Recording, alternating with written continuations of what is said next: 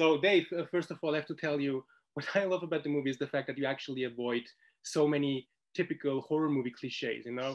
And I feel like this is like so challenging because there are so many of them, of course. So I was wondering, once you and Joe were actually, you know, in the middle of the writing process, did you guys ever actually feel like you had to travel back because you thought you were about to enter, you know, cliche territory, maybe even without realizing it at first? It's I really enjoy that comment. So yeah, we definitely try to subvert expectations whenever possible. And our goal from the very beginning when we were writing the script is we wanted to write a horror or a thriller where you actually get to know these characters, you actually feel invested in them. So by the time they start dying, you care whether or not they live. And in a lot of horror films, you have these characters that are two-dimensional, and they're these archetypes that you've seen over and over, and you just don't know anything about them. And so when they start dying, you don't care either way. And so really the movie it's more of a tense relationship drama, and we kind of sprinkle the horror elements on top of that to accentuate the problems that the characters are going through. Absolutely, that is so true because very often horror movies just do the mistake to introduce like 10, 12 characters, but only to kill off nine of them, you know, Sure. in a most brutal way or whatever, you know. But as you say, there's nothing more to it than just that. So. Yeah, we wanted the friction between the characters to be hopefully just as tense as the fact that there's a psycho killer lurking in the shadows. So it was very important to us to just make those characters well rounded. You know, there are so many topics, exciting topics in this movie that I would like to discuss with you, especially, of course, because you co-wrote it. You know, so very early on in the movie, Charlie and Michelle are having a conversation about Josh finally being motivated, you know, to work and go to school and stuff like that, you know. And I was wondering because I can imagine that, you know, getting a movie green lighted isn't can be very hard even if you're well known, you know. So I was wondering, um, how did you make sure you don't allow a no or multiple no's to demotivate you? It's a good question. I mean, you're spot on where it's really, really hard to get any movie made. And I killed myself for a long time to get this movie off the ground. And I guess I've been in this business long enough that I realized that you have to have thick skin, and you're going to hear a million no's, and you just have to keep going. And with this one, I also realized, like, when you're the director, no one's gonna care as much as you. And so if you stop putting in the work, the project's gonna die. And I worked with Joe Swanberg from the very beginning on this when it was just the seed of an idea. And so I became so invested in it, and I love it so much. So I just kept pushing. And like we were talking about earlier, it's not a standard thriller or Yeah. horror movie. And so when we were pitching it around town, trying to get money to make it, a lot of people were interested in the idea, but they kept they wanted us to make the version that was a little more down the middle, and they wanted us to make a horror movie that you've seen a million times, that Oh, felt a little, yeah. and so we kept pushing back, and we were like, no, no, no, no, this is why it's different, this is why it's more interesting. And we finally found the right partner. And you know it immediately when you're in those meetings. They start asking the right questions, and you can tell that they understand that the vision that I had in my mind. Those stories are so important to hear because there are like so many people, you know, they get to hear like two no's, three no's, and then they give up, you know. So, and of Yeah. course, you know, they see, you know, movies on the big screen, and they believe that it's, you know, that they happen like that, you know. They don't see how long the journey actually is. Absolutely. And especially when you are trying to make something that is a little bit outside the box, it's that much harder. And people really need to take a risk on you. And so, like, for me as a viewer, like these days when I'm watching something, I appreciate, like, more than anything, I appreciate people who are taking big swings and trying to do something different. And even if they don't fully succeed, I just respect that they were going for it. Just because I know it's such an uphill battle to make anything different these days. Yes, yes. and during the scene that I already mentioned, Charlie says something like, I know my brother, he only made it as a taxi driver, and it's Mm-hmm. so fun because in real life, very often people have expectations of what others have to achieve, and it's so Mm-hmm. interesting because um, sometimes it's very easy, especially when you're young, to forget to chase your own goals because you feel like you Mm. have to chase the other ones. So I was wondering, Yeah. when you started off, how did you make sure that you truly chase your own goals, and how did you make sure you ignore all the other voices that wanted you to go another direction? These are great questions. So when I first started acting, I was getting jobs that I knew were not very good. And I was happy to have the experience. I was Mhm. happy to be on a set. I was happy to be working. I felt very lucky. But after a while, I was doing these projects where I would literally tell my friends and family, don't go see this movie I just did. All It's right. not good. And so I wasn't having fun with it after a while. And so what I did is I took a step back and I paired up with one of my friends who I've known my whole life. Mhm.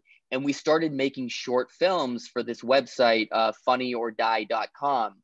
And Yeah. so this was over 10 years ago. So this website, it was huge. It was like the biggest comedy website at the time. And so we were making these little short films and skits that were on a much smaller scale than what I had been working on, but they were at least an accurate representation of my sensibilities, and so I loved them, and I felt proud of them. And so I just kind of went that route, and I just started pairing up with people who I know and love and trust, and we just started making things on our own. And I've really tried to do that ever since. Where I've been able to work with family and friends and my wife now, like Yes. she's one of the actors in my movie The Rental, and since filming The Rental, we had such a great time working together that we've been doing everything we can to get back on set together. And during Right. quarantine, we actually wrote a new movie for me to direct and for her to star in. And there's nothing I'm more excited about. That is brilliant. And I believe if you don't, if you call yourself a writer and you don't write during quarantine, then maybe you're not that serious about it, right? I will say that it was a good time to be a writer, and I wouldn't even call myself a writer because I'm like, All right. it's still relatively new to me, but Mhm. yes, it was a good time to do that. And I remember when the shutdown first happened, Yeah. and we thought it was just going to be 2 weeks of shutdown. So in my mind, my wife and I, we'd been talking about this idea for many, many months, but we never had time to sit down and do it. So I was like, all right, we got 2 weeks to do this. We're going to wake up early. We're going to write all day. And so she got very annoyed at me because I was really pushing us. But we pumped out the first draft within those 2 weeks. And then, of course, the world stayed shut down for another year or so, and we're still in it. But Yeah. and so we've been just kind of fine tuning it and refining it ever since then. But yeah. Anyway, I'm going on tangents. What else you got? Well, actually, I also wanted to talk about because what I also like about the movie is the fact that you play with trust, and that we don't question a lot of things sometimes. Mm-hmm. When we got to the scene where the characters get to see the telescope in the middle of the house, three of them actually go like yes, and Mina's like the Yeah. only one who's like, guys, this is creepy, and Yes. I was wondering because for example, my mother just received, a few weeks ago, she received a phone call. It was a woman that pretended to be like her niece that she hasn't seen for a while Oh wow. from Italy, and my mom was actually close to believe it, even if the situation was totally weird, So I was Yep. wondering, what do you believe? Why a lot of people see and believe what they want to see and believe without actually Mm. questioning the reality, the weird reality of it? I mean, that's the whole reason why I made this movie is because it was all inspired by my own paranoia Mhm. about the concept of home sharing, where I think about how, especially in the United States, like we're a very divided country right now, and no one trusts each other. Yet we trust staying in the home of a stranger simply because of a few positive reviews online. Mhm. And so I'm like a very paranoid person in general, and I'm just like, why do we subject ourselves to these situations where it's like we don't know who these people are, that and also you don't know who you're renting to.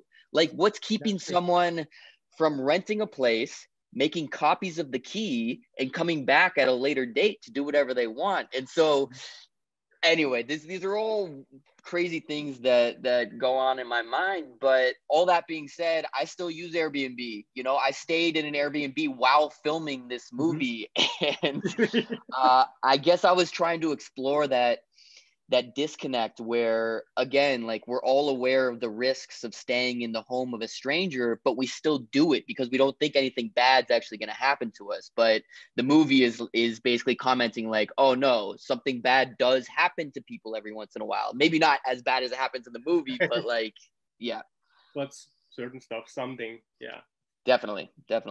We spoke about, you know, the characters, and that we get to know them really well, and you know that we care about them. And one of the scenes that I really liked was, you know, when Josh and Michelle are actually having a conversation, you know, and Josh is like, you know, he's afraid to lose Mina because he believes Mm-hmm. that she's smarter, much smarter, and much better than him. So he believes he's not enough. He believes they're not on the same level.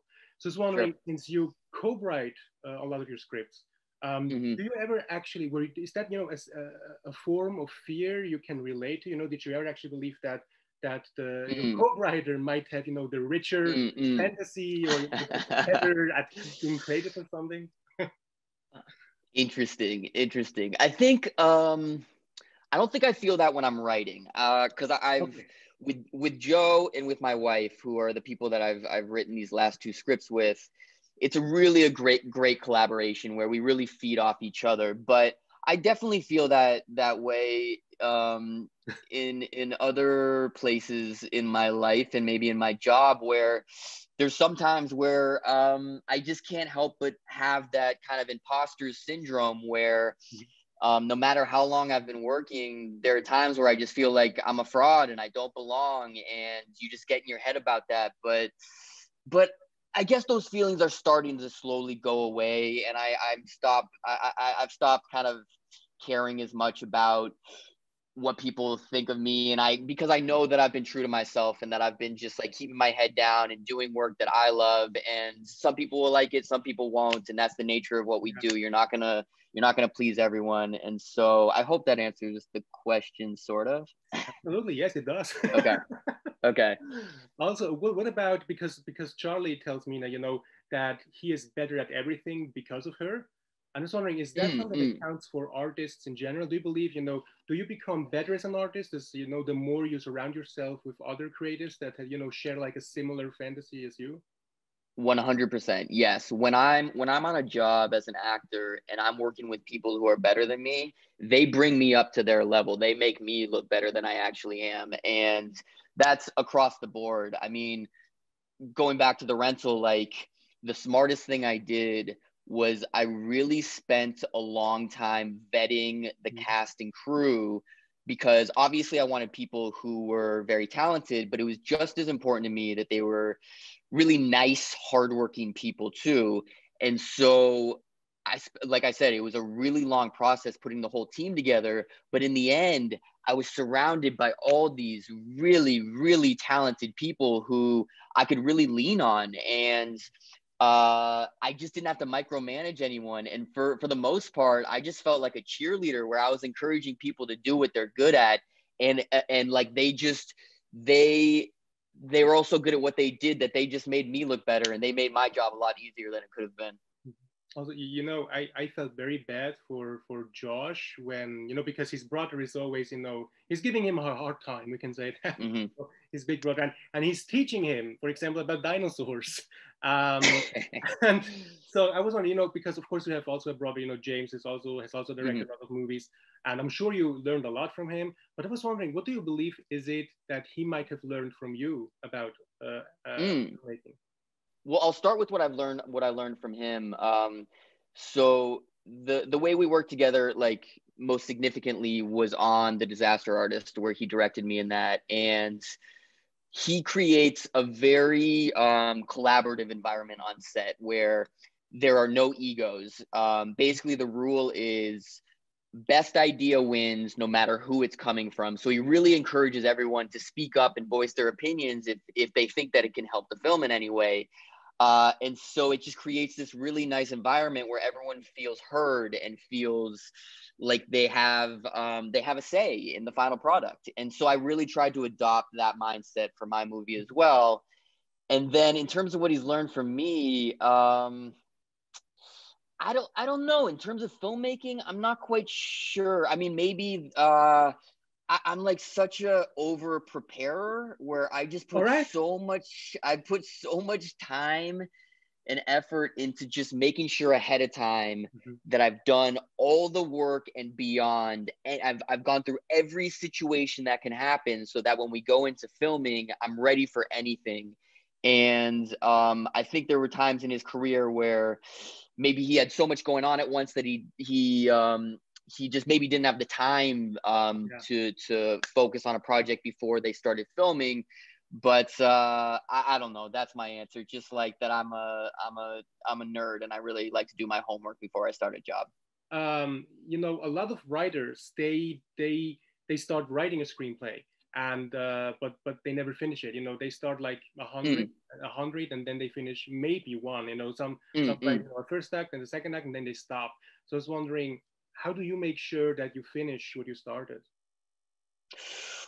Ooh, I think the best way to ensure that you finish something is you really need to find an idea that you're in love with to start with. It's just something that you have to do. This is like, you know, an idea that's been either sitting with you for a while or just that just makes you so excited. And that's what's going to keep motivating you. Where, you know, I've started to produce more stuff as well, like projects that I won't act in, that I won't direct. And I've kind of made this rule for myself that like, I only want to attach myself to projects that like I feel like this, as opposed to coming across projects where I'm like, you know what, I like this a lot, but I don't need to do it. I don't have the time unless it's that thing that just is like boils my blood and I just keep thinking about. So that's what I would say. Just before you get into anything, make sure it's something that you want to spend a lot of time with, because best case scenario, you're going to spend multiple years on that thing. Dave, thanks so much for your time. It was such a pleasure talking to you about this movie. Seriously, it was so cool. You have so insightful responses. So thanks very much for joining us today. And these were for the German release and for everything that comes beyond. Thank you, man. These were really, really great questions that I can tell that you put a lot of time into it, and not everyone does that. So I appreciate it. Oh, thanks so much. You make me blush now. Awesome, man. I hope to talk to you soon. Absolutely. Thanks so much, Dave. Have a great one. You too. Bye. Bye.